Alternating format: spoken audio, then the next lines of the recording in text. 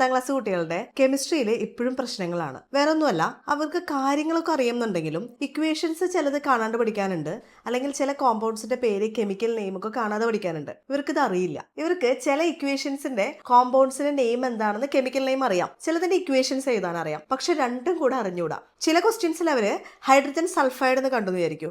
അതിങ്ങനെ വേർഡ്സിലാണ് hydrogen sulphide എന്ന് എഴുതിയിട്ടുള്ളത്, അല്ലാതെ H2S എന്ന് എഴുതിയിട്ടില്ല. അപ്പൊ അവർക്ക് എങ്ങനെയാണ് ആ ഇക്വേഷനിലേക്ക് എഴുതേണ്ടതെന്ന് അറിയാൻ പറ്റുന്നില്ല. കെമിസ്ട്രിയിലെ ഇക്വേഷൻസിന്റെ കെമിക്കൽ നെയിം അറിയണം, അതുപോലെ തന്നെ അതിന്റെ ഫോർമുല എങ്ങനെയാണ് എഴുതേണ്ടതെന്നും കൃത്യമായിട്ട് അറിയണം. അത് അറിയാത്തത് കൊണ്ട് മാത്രം കുട്ടികൾക്ക് ഇക്വേഷൻസ്, കെമിക്കൽ ഇക്വേഷൻസ് മുഴുവനായിട്ട് എഴുതാനോ അത് സ്കെൽട്ടൺ രൂപത്തിലല്ലാതെ അത് ബാലൻസ് ചെയ്ത് എഴുതാനോ ഒന്നും പറ്റുന്നില്ല. ആ അറിവ് കുട്ടികൾ കൃത്യമായി കാണാതെ പഠിക്കേണ്ടത് തന്നെയാണ്. ഫോർ എക്സാമ്പിൾ നമ്മൾ പറയുവാണെങ്കിൽ ഒരു ക്വസ്റ്റ്യൻ ആണ് കെമിസ്ട്രിയിലെ, when a hydrogen sulphide gas is pass through a blue solution of copper sulphate, A black precipitate of copper sulfide is obtained and the sulfuric acid so formed remains in the solution.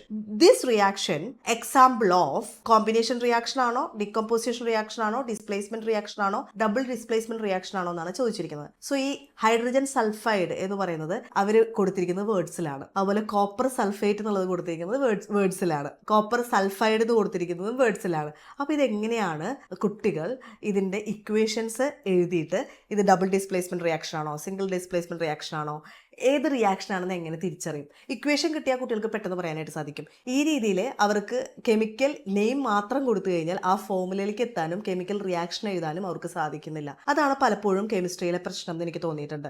കുറച്ച് chemical formulas ഒക്കെ കാണാതെ പഠിക്കണം, എന്നാൽ മാത്രമാണ് നമ്മുടെ CBSE കുട്ടികളുടെ 4 ചാപ്റ്ററാണ് chemistry ഉള്ളൂ. പക്ഷേ ഈ 4 ചാപ്റ്ററിലും കുറേ കെമിക്കൽ ഇക്വേഷൻസും കുറേ കെമിക്കൽ റിയാക്ഷൻസും വരുന്നുണ്ട്.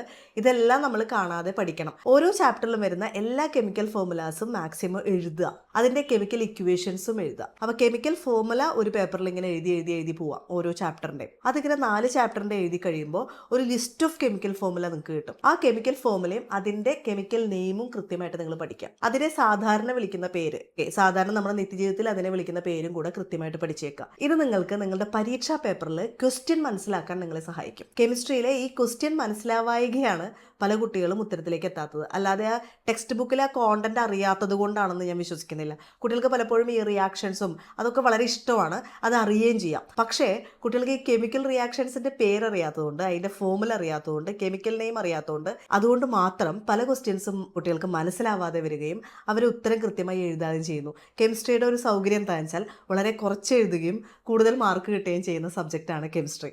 സോ നന്നായി പഠിക്കുക, നല്ല മാർക്ക് നേടുക.